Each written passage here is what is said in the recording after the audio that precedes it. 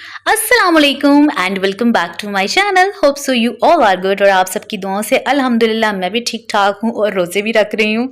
और रोज़े जो हैं वो बहुत मज़ा आ रहा है अल्हम्दुलिल्लाह अल्हम्दुलिल्लाह। और अब तो रोज़े मेहमान हैं कुछ दिनों के, तो ये जब सोच आ रही है तो थोड़ी सी फ़िक्र भी आ रही है, क्योंकि आपको पता है रमज़ान जैसा मुबारक महीना होता है और हम सब को इंतज़ार होता है पूरा साल। हम मुसलमानों का फुल ऑफ सेलिब्रेशन का ये महीना होता है, मतलब एक एक दिन जो है ना ये त्यौहार का पूरा महीना होता है। तो हम इसे हर तरह से अमेजिंग है। आप एवरीवन, हर बंदा इसको एंजॉय करता है। बात अच्छा, आप वही नमाज़ें आम रूटीन में भी पढ़ते हैं, कुरान पाक भी पढ़ते हैं, लेकिन यकीन जाने कि मुझे ऐसा फ़ील होता है कि इस महीने में पढ़ी हुई नमाज़ों के और इबादत का एक अलग ही मज़ा होता है। शायद हम उसको मेंटली तौर पे इस चीज़ को महसूस कर सकते हैं। वाइब्स रमज़ान की ऐसी होती हैं। तो आप लोग मुझे बताएं कि ये फीलिंग आप लोगों के साथ भी है। और ये व्लॉग जो था उसकी वॉइस ओवर मुझे इसलिए करनी पड़ रही है क्योंकि डिस्टॉर्शन बहुत ज़्यादा आ रहा था। और ये व्लॉग जो है वो मैं बना रही थी कि जब हम जा रहे थे। एक्चुअली मेरी खाला की आँख जो है ना, मेरी जो बड़ी खाला है उनकी आँख का हुआ था ऑपरेट। तो वो हमने सोचा रमज़ान है तो उनका भी रमज़ान में ही हुआ था। तो अम्मी कहती हैं कि उनकी तबीयत का पता ले आते हैं। तो बस फिर मैं और अम्मी जो थे वो निकल रहे थे रोज़े की हालत में। दोपहर थी और हमने इफ्तारी से पहले घर भी आना था और मज़र और फलक दोनों सोए हुए थे और अम्मी और मेरा सडन प्लान बना और हम दोनों बस दबे पैर जो है ना चुपके से निकल गई। और ये हम पहुंच गए जी गर्मी में। और गर्मी वैसे एक बात है, सुबह सुबह हम टाइम से निकल के थे ना तो इतनी ज़्यादा फील नहीं हो रही थी। और आपको पता है कि आप घर से निकलो और मतलब चले जाओ, उसके बाद लेकिन जब टाइम होता है ना 12-1 बजे का, तो फिर आपको फील होता है गर्मी बाहर निकल के। खैर वो जब आपको पता है घर से निकल के बैठ के आप दूसरे घर पहुंच जाते हैं तो फिर तो इतनी फीलिंग ये वाली नहीं आती है। लेकिन हर गर्मी ने तो अपना आप बताना होता है और रमज़ान में रोज़े की हालत में सबसे बड़ी बात होती है प्यास की।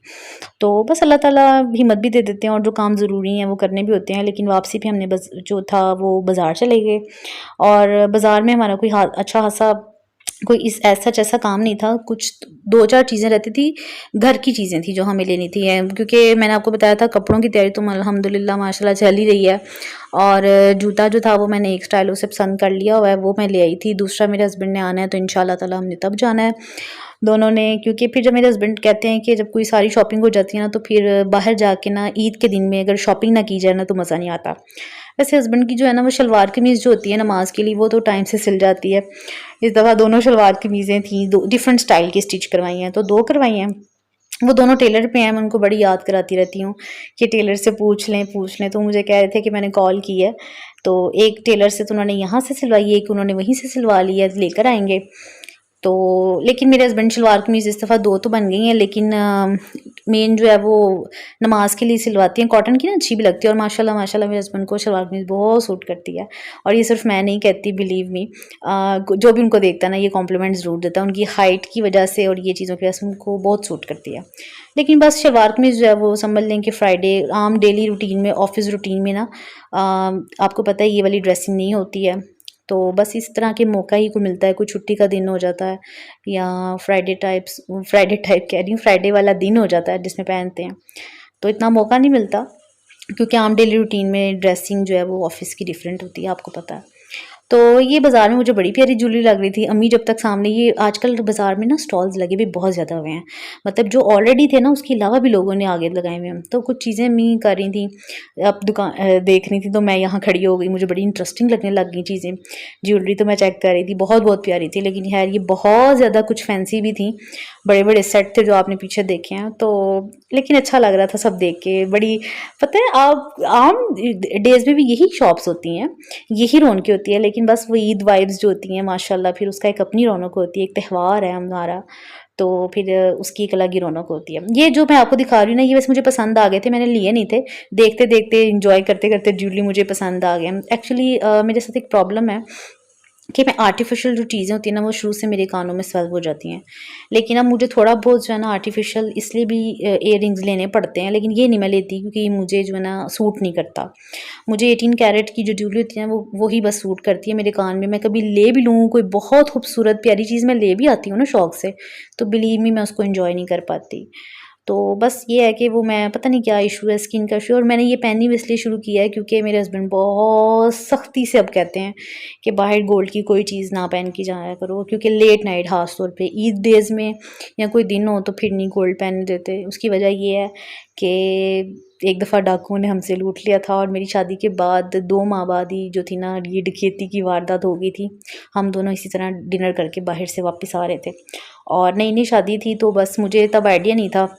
मैंने जो है ना, एक ज्वेलरी सेट था, 2 हाथ में चूड़ियाँ थी, 4 रिंग्स थी, तो उस टाइम एहतियात तो करनी चाहिए, लेकिन मैं कभी इतना पहन के जाती भी नहीं थी। वो बहुत सडन प्लान बना था कि मुझे अचानक से भूख लगी, तो मेरे हस्बैंड ने कहा बाहर चलते हैं। आप बिलीव मी, बस जो किस्मत में हादसा लिखा होता है ना, वो हो जाता है। तो बस उन्होंने, और आप देखिए कि सारा रास्ता मैं वो हुआ था, और मेरे दरवाजे के पास आकर वो कि हमें फॉलो कर रहे थे, हम रुकें, तो उन्होंने हमारे दरवाजे के आगे ही हमें रोक दिया, और कुछ नहीं बचा। और आप यकीन माने कि उस टाइम पे 8 से 10 लोग मौजूद थे, क्योंकि सामने वाले घर के जो लड़के थे ना, वो रात को बाहर हमारे घर के सामने जो पार्क था ना, उसमें बैठे हुए थे, और ये हादसा उन्होंने सरेआम किया था।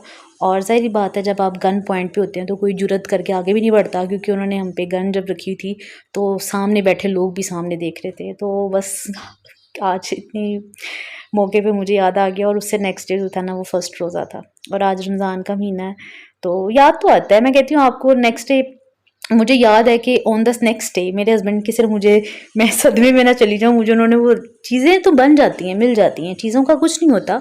अल्लाह ताला ने, मेरे हस्बैंड ने दोबारा एज़ इट इज़ मुझे वो डिज़ाइन भी बनवा के दिया कि मुझे वो भूल जाएगा। और आज कभी मैं अगर कभी ज़िक्र भूले चुके से कर दूँ ना, तो मेरे हस्बैंड का फ़ौरन ये कमेंट आता है कि अब तो तुम्हें याद नहीं आना चाहिए, तुम्हें तो उसका अल्टरनेट मिल गया है। तो मैं उनसे हमेशा ही कहती हूँ कि चीज़ों का अल्टरनेट मिल जाने से दुःख कम नहीं होता, बल्कि आप और ज़्यादा दुखी हो जाते हैं कि अगर आज मेरे पास इतना है और वो भी होता तो ये हो। तो मेरे हस्बैंड कहते हैं कि फिर ऐसे तो ज़िंदगी में नहीं होता ना, कि तुम अब यही सोचती रहो कि ये होता तो वो भी होता। बस ठीक है, अल्लाह का ये भी शुक्र अदा किया करो कि चला गया, दोबारा भी आ गया। तो लेकिन मुझे ये हादसा जो है इतना खौफज़दा कर चुका है कि यकीन जाने कि जब मैं कहीं बाहर जाती हूँ, अब मैं कोई गोल्ड की चीज़ नहीं पहनती, मुझे इतना डर लगता है। और पिछले साल की बात है कि मेरी जो फ्रेंड है, अक्सर मेरे व्लॉग्स में देखते हैं, उसके साथ भी ऐसा ही हुआ था। वो अपनी तरफ से सेफ्टी से करके गई, और वो दोपहर के टाइम, मुझे लगता था, मैं जब भी अपने आप को इस हादसे को याद करती थी ना, तो ये कहती थी कि लेट नाइट का नुकसान है, लेकिन उसको दोपहर 3 बजे उसकी गाड़ी के आगे रोक के, तो उसका भी सारा जेवर ले गए, और वो ये सोच रही थी कि 3 बजे का टाइम है, इसमें क्या होगा, उस टाइम ज़हन में भी नहीं आता इंसान के।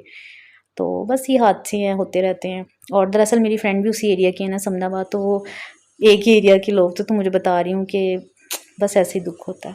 तो अगर आप लोग लेडीज़ मेरा व्लॉग देख रही हैं, तो मैं आप लोगों को भी सजेस्ट करूँगी कि प्लीज़ कुछ ऑल्टरनेट अच्छी ज्वेलरी क्वालिटी पहन लें, लेकिन गोल्ड को कभी बाहर मत पहन के जाएँ। चलिए जी, मिलूँगी नेक्स्ट व्लॉग में। बात गोल्ड की कहाँ से कहाँ पहुँच गई, तब तक अल्लाह